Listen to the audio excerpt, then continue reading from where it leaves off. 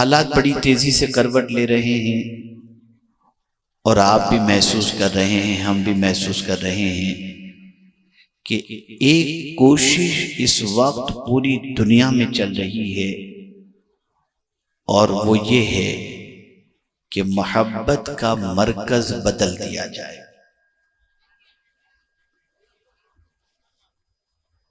جو انسان رب سے محبت کرتا تھا وہ شیطانی کاموں سے محبت میں گرفتار ہو جائے، جو رسول اعظم صلی اللہ علیہ وسلم سے محبت کرتا تھا وہ مال و زر کی محبت میں گرفتار ہو جائے، اور ان محبتوں کو دلوں میں پیدا کرنے کے لیے سوشل میڈیا، پرنٹ میڈیا، اس کے ذریعے پوری کوشش کی جا رہی ہے کہ آپ کے دل و دماغ سے آقا کریم صلی اللہ علیہ وسلم کی محبت نکال دی جائے،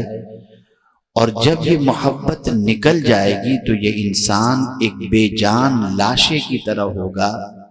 اور سفلی محبتیں اس کی دنیا اور آخرت دونوں کو تباہ و برباد کر دیں گی۔ میرے پیارے آقا صلی اللہ تعالی علیہ وسلم کے پیارے دیوانوں،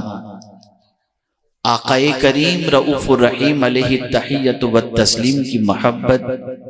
انسان کو بے راہ روی سے روک دیتی ہے۔ رسول رحمت صلی اللہ علیہ وسلم کی محبت انسان کو گناہوں سے روک دیتی ہے۔ تاجدار کائنات صلی اللہ علیہ وسلم کی محبت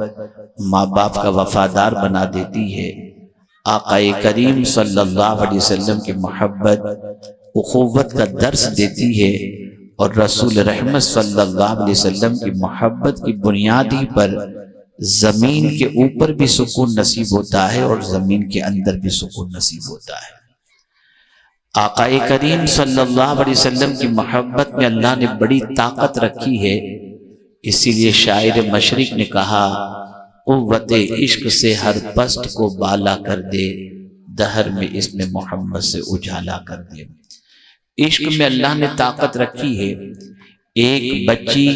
جو کبھی ماں کے سامنے کچھ نہیں کہتی، ایک بچی جو باپ کے سامنے نگاہوں کو نیچی رکھتی ہے،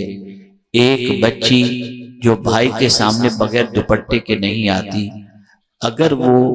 کسی ایسے شخص کی محبت میں گرفتار ہو جائے جس کی محبت کی بنیاد پر ہو سکتا ہے اس کی دنیا بھی برباد ہو اور آخرت بھی برباد ہو، تو اس غلط محبت کی بنیاد پر اس کے اندر ڈیرنگ پیدا ہو جاتی ہے، طاقت پیدا ہو جاتی ہے، اور وہی بچی ماں کے سامنے بھی زبان درازی کرتی ہے، باپ کے سامنے بھی زبان درازی کرتی ہے، اور اس کے بعد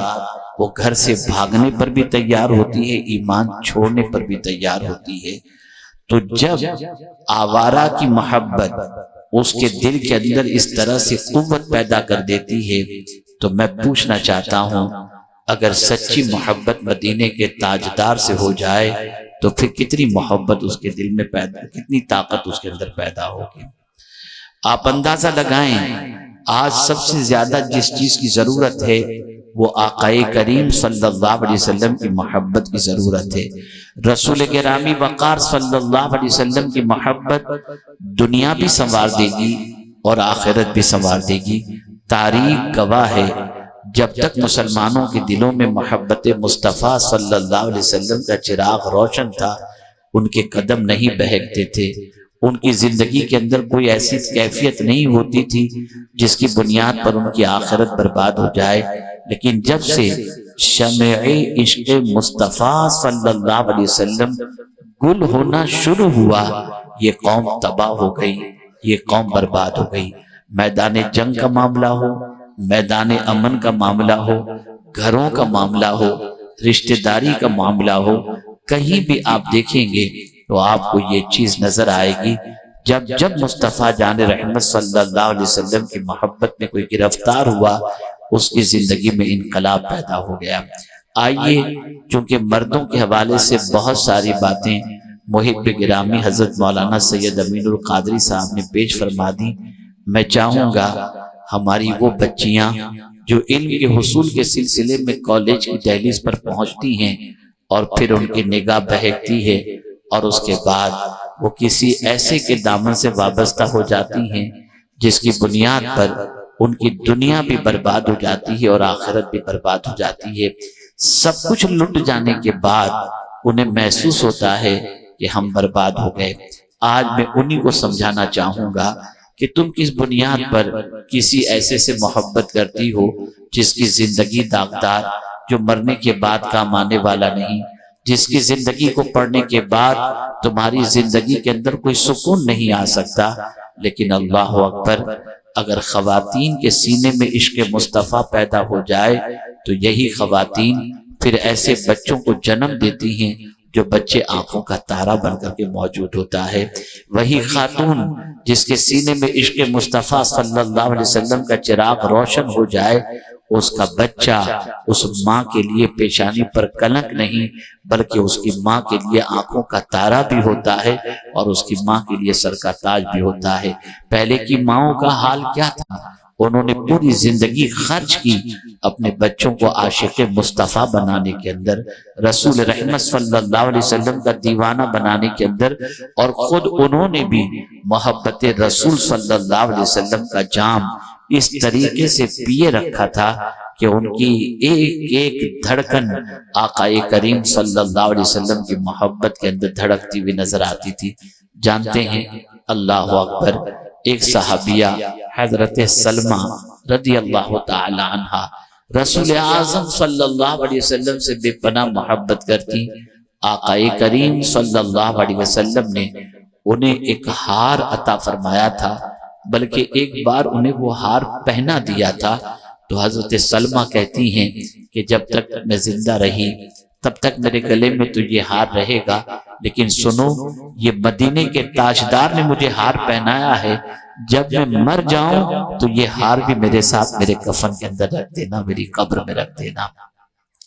آپ اندازہ لگائیں رسول اعظم صلی اللہ علیہ وسلم سے محبت کا کہ آقا کا دیا ہوا ہار وہ قبر میں اپنی نجات کا سامان تصور کرتی ہیں اور اس سے اتنی محبت کرتی ہوئی نظر آتی ہیں۔ اسی طریقے سے آپ دیکھیں حضرت حذیفہ رضی اللہ تعالی عنہ، ان کی والدہ ایک دن اپنے بیٹے سے کہتی ہیں، بیٹے ذرا مجھے یہ تو بتاؤ کتنے دن ہوئے تم رسول اعظم کی زیارت نہیں کی، دیدار کے لیے نہیں گئے؟ اس لیے کہ میں دیکھ رہی ہوں کہ تم کئی دنوں سے کاموں میں اتنے مصروف ہو کہ تم مسجد نبوی شریف نہیں جا پاتے۔ بیٹا بتاؤ آقا کے دیدار کو کتنا وقت گزرا؟ وہ کہنے لگے، ماں کچھ دن گزر گئے، میں حضور کے دیدار سے مشرف نہیں ہوا، بس آج اجازت دیجئے میں جاؤں اور آقا کریم صلی اللہ علیہ وسلم کی اقتداء میں نماز بھی ادا کروں، آپ کے لیے بھی مغفرت کی دعا کراؤں، میرے لیے بھی مغفرت کی دعا کراؤں۔ حضرت حذیفہ جب مسجد نبوی شریف تشریف لے جاتے ہیں، مدینے کے تاجدار صلی اللہ علیہ وسلم مصلی امامت پر نماز پڑھا رہے ہیں۔ نماز کے بعد غلاموں کا جمع غفیر اتنا رہا کہ حضرت حذیفہ کو وقت نہ مل سکا کہ اپنے دل کی بات حضور سے کہہ سکیں، یہاں تک کہ عصر کا وقت گزر گیا، مغرب کا وقت گزر گیا، اور یعنی عصر کی نماز ہو گئی، اس کے بعد جمع غفیر، مغرب کے بعد جمع غفیر، عشاء کے بعد جب میرے آقا صلی اللہ علیہ وسلم اپنے دولت گدے کی طرف جانے لگے تو رسول اعظم کے پیچھے پیچھے حضرت حذیفہ بھی جانے لگے، تو آقا کریم صلی اللہ علیہ وسلم نے مڑ کر حضرت حذیفہ کو دیکھا اور ارشاد فرمایا، اے حذیفہ اللہ تیری بھی مغفرت فرمائے اور تیری ماں کی بھی مغفرت فرمائے۔ آپ اندازہ لگائیں وہ مائیں اپنے نبی سے محبت کتنا اپنے بچے کو سکھاتی تھی۔ آقا کریم صلی اللہ تعالی علیہ وسلم کی محبت کے سلسلے میں آپ اندازہ لگائیں جس طرح آج کی مائیں رات کو اپنے بچوں کو اسٹوریاں سناتی ہیں اور داستانیں سناتی ہیں، خدا کی قسم اس زمانے میں خواتین رات کو اپنے بچوں کو حضور کی سیرت سنایا کرتی تھی، سرکار کی داستانیں سنایا کرتی تھی، تاکہ آقا کریم صلی اللہ علیہ وسلم کی محبت ان کے دلوں میں پیدا ہو۔ اے میری قوم کی بچیوں، اے اللہ عز و جل کے پیارے حبیب صلی اللہ علیہ وسلم سے محبت کرنے والیوں، ذرا اتنا تو سوچو کہ کس طرف آج ہماری قوم جا رہی ہے اور ہماری بچیاں جا رہی ہیں۔ ہماری بچیوں کو دل و دماغ کے اندر یہ بات محفوظ کر لینا چاہیے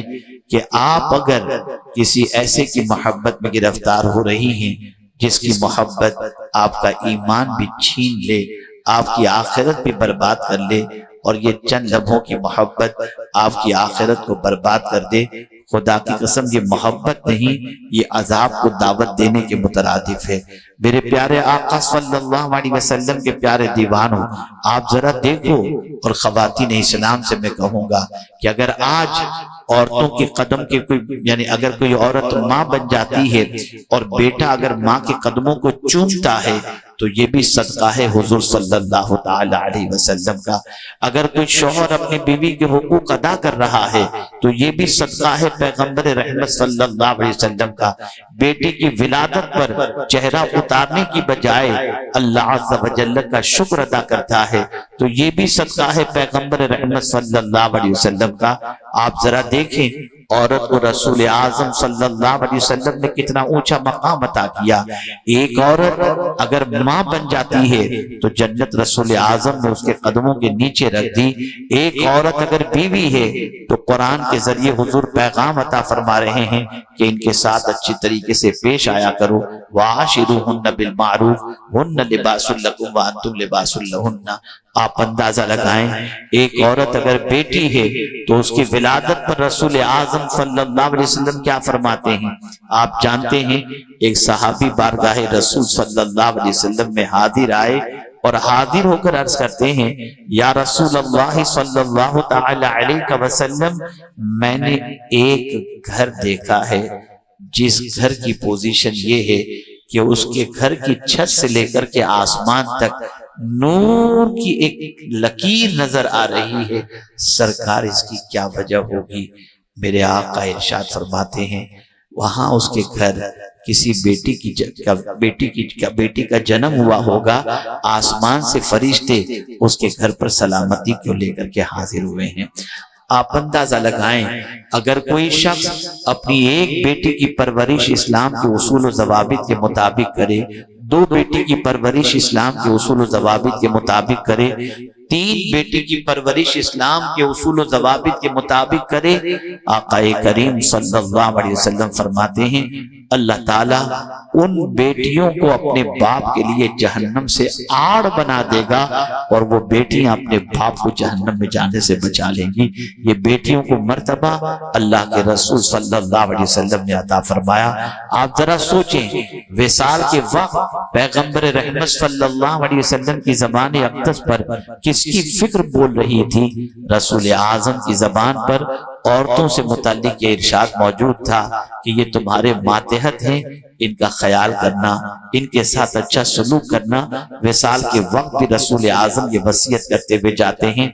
آج کی ہماری بچیاں کالج پڑھنے جاتی ہیں، یونیورسٹی پڑھنے جاتی ہیں، اور وہاں جانے کے بعد میرے آقا کا احسان بھول کر کے کسی کے ساتھ بھی وابستہ ہو جاتی ہیں اور اپنا ایمان گنوا بیٹھتی ہیں۔ تاریخ اٹھا کر کے دیکھو، تکالیف کے ہزار ماحول کے اندر بھی اللہ عز و جل کی بندیوں نے استقامت فی الدین کا مظاہرہ کیا۔ حضرت سمیہ کی زندگی دیکھیں، حضرت آسیہ کی زندگی دیکھیں رضی اللہ تعالی عنہما، انہوں نے اسلام پر استقامت کا مظاہرہ کیا۔ ہزار تکالیف کی وادیوں سے گزرنا پڑا لیکن دامن اسلام نہ چھوڑا۔ آج چند لمحوں کی محبت کے اندر عورتیں نہ جانے اپنا ایمان بھی دیتی ہوئی نظر آتی ہیں اور برباد بھی ہوتی ہوئی نظر آتی ہیں۔ یہ بھول جاتی ہیں یہ دنیا پرماننٹ رہنے کی جگہ نہیں، ایک جگہ ہے جہاں مرنے کے بعد جانا ہے، وہ قبر ہے، اور آخرت میں رب قدیر کی بارگاہ میں حساب دینا ہے۔ اس لیے اس چیز کی ضرورت ہے کہ اپنی سوچ کو بدلو، اپنی فکر کو بدلو۔ اے میری قوم کی بچیوں ذرا سوچو تو صحیح، کیا حضور سے بڑھ کر کے بھی کسی انسان کا احسان تمہارے اوپر ہے؟ میرے آقا صلی اللہ علیہ وسلم نے زمین کے اندر دفن کی جانے والی بچیوں کو بچانے کا ایک مشن شروع کیا، اور رسول اعظم صلی اللہ علیہ وسلم نے بچیوں کو حیات عطا فرمانے کے سلسلے میں، زندگی دینے کے سلسلے میں، زندہ رکھنے کے سلسلے میں ماں باپ کو بشارتیں عطا فرمائیں۔ لیکن ہماری بچیاں آج بھول گئیں، ہماری بچیاں آج فراموش کر گئیں آقا کے احسان کو۔ کس بنیاد پر تم کسی سے محبت کرتی ہو؟ کس وجہ سے کسی لڑکے کو دل دے بیٹھتی ہو؟ کیا اس کی خوبصورتی کی بنیاد پر، اس کے مال کی بنیاد پر، اس کے حسن و جمال کی بنیاد پر؟ میں آپ سے پوچھنا چاہتا ہوں ذرا مجھے یہ تو بتاؤ کیا میرے آقا سے بڑھ کر کے بھی کوئی حسین ہے؟ حضور کتنے حسین تھے، مردوں سے بھی مخاطب ہوں آپ بھی توجہ چاہوں، آپ کی بھی توجہ چاہوں گا، ادھر ادھر دل نہ بیٹھو، لڑکے لڑکیوں کو دل دے رہے ہیں، لڑکیاں لڑکے کو دل دے رہی ہیں، ماحول کتنا بگڑ گیا۔ کل تک جو ماں باپ اپنی بچی کی آوارگی کے اوپر پریشان ہوتے تھے، رات کی نیندیں اڑ جاتی تھی، آج بچیوں کی آوارگی کے اندر ماں باپ کا سپورٹ نظر آتا ہے، بچوں کی آوارگی میں ماں باپ کا سپورٹ نظر آتا ہے۔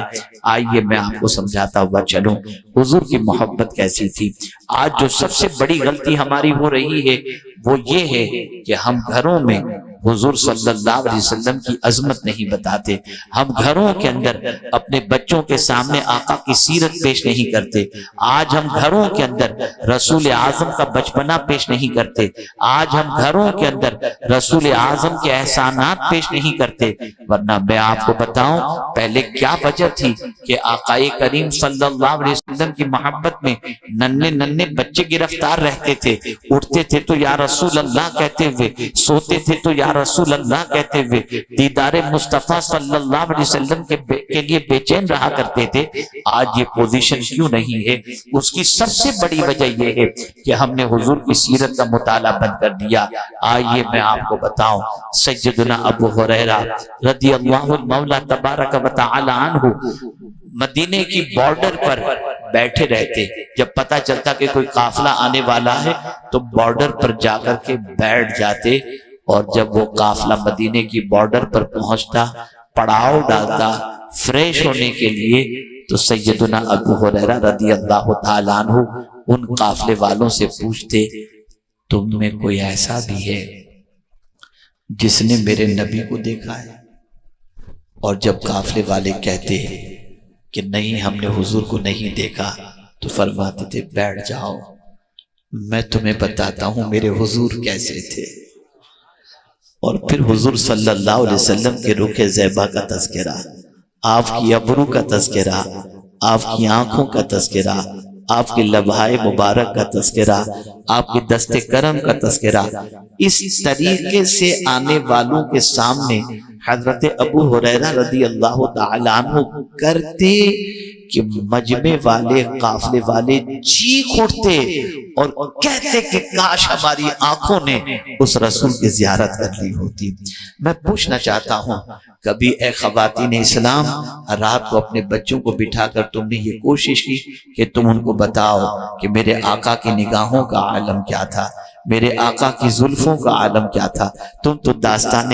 لیلا و مجنوں پڑھتی ہو اور ہیرو اور ہیروئن کی زندگی پڑھتی ہو، اور پڑھنے کے بعد ان کے جیسے بال سے لے کر ان کے جیسی اداؤں کو اپنانے لگ جاتی ہو۔ کیا جواب دو گے کل اللہ عز و جل کو؟ کیا جواب دو گے اللہ کے رسول صلی اللہ تعالی علیہ وسلم کو؟ اللہ اکبر۔ میرے پیارے آقا صلی اللہ علیہ وسلم کے پیارے دیوانوں، اس وقت سب سے بڑی ضرورت اس چیز کی ہے کہ ہم گھروں کا مزاج بدلیں۔ یوٹیوب پر ٹائم ویسٹ کرنے کی بجائے ہم رسول اعظم صلی اللہ علیہ وسلم کی سیرت اپنے گھر کے اندر اپنے بچوں کو پڑھ پڑھ کر کے سنائیں، تاکہ بچوں کے دلوں میں آقا کریم صلی اللہ علیہ وسلم کی عظمت پیدا ہو۔ آپ جانتے ہیں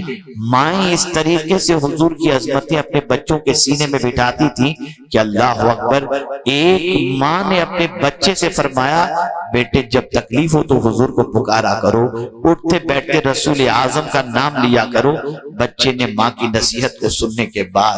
اپنے گھر کے دروازے پر بیٹھ کر اللہ کے رسول صلی اللہ علیہ وسلم کا نام لے رہا ہے، ذکر کر رہا ہے۔ ایک دشمن رسول کا گزر وہاں سے ہوتا ہے، اور اس نے جب حضور کا تذکرہ ننھے سے بچے کی زبان سے سنا، بچے کو مارنا شروع کیا۔ وہ مارتا جاتا، بچہ حضور کو یاد کرتا جاتا، وہ مارتا جاتا، بچہ حضور کا ذکر کرتا چلا جاتا۔ مارتے مارتے وہ تھک گیا، لیکن اس کے بعد وہ چلا گیا۔ تو بچہ اپنے گھر کے اندر جب داخل ہوا تو ماں نے چہرے کو دیکھا تو چہرہ سجا ہوا تھا۔ ماں نے پوچھا میرے لگتے جگر کس نے تجھے زد و کوب کیا؟ کس نے اس طریقے سے تجھے مارا کہ تیرا چہرے پر ورم نظر آ رہا ہے؟ ماں کو روتے ہوئے کہتا ہے ماں تو نے کہا تھا نبی کا ذکر کرتے رہنا، میں نبی کا ذکر کر رہا تھا، ایک نبی کا دشمن گزرا، اس نے کہا چپ ہو جا ورنہ میں تیرا سر پھوڑ دوں گا۔ میں نے کہا جان دے سکتا ہوں، نبی کا ذکر نہیں چھوڑ سکتا۔ ماں میں ذکر کرتا رہا، وہ مجھے مارتا رہا، میں ذکر کرتا رہا، میں تجھے مارتا رہا۔ اللہ اکبر، وہ مار مار کے تھک گیا، میں ذکر کر کے نہیں تھکا۔ ماں نے بیٹے کے چہرے کو چوم لیا اور کہا بیٹے زندگی پر یہ نصیحت یاد رکھنا، جینا تو حضور کی محبت میں اور مرنا بھی تو حضور کی محبت میں۔